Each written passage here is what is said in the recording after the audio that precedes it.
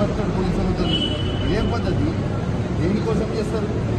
అసలు నేను చేసిన తప్పేంటిది? నేను చేసిన అన్యాయం ఏంటి?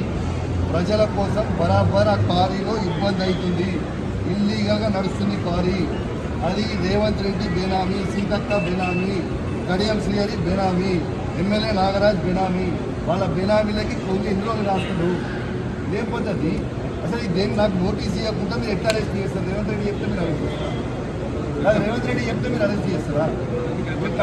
రేవంత్ రెడ్డి ఇదే కాదు కదా. రేవంత్ రెడ్డి మీ జీతం మీద రేవంత్ రెడ్డి ఇస్తలేదు కదా. ఇదేం పద్ధతి? ఇది పద్ధతి కాదు కదా. ఇదేం పద్ధతి?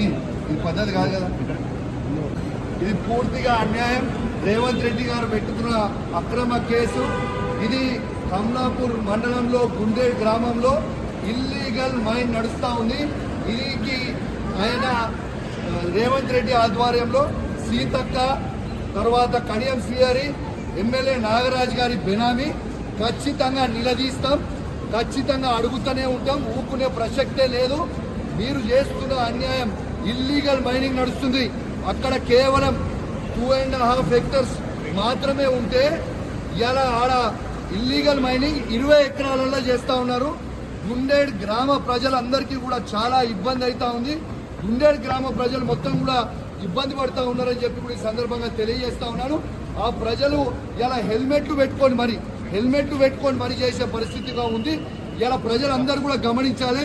ఇలా రేవంత్ రెడ్డి గారు చేస్తున్న అక్రమ అరెస్టులు, అక్రమ కేసులకి నువ్వు రేవంత్ రెడ్డి గుర్తుపెట్టుకో. నువ్వు ఎన్ని కేసులు పెట్టినా, ఎన్ని బెదిరించినా భయపడేది లేదు. నీ సంగతి తప్పకుండా చెప్తాం. ఖచ్చితంగా ప్రజలన్నా చెప్తాం.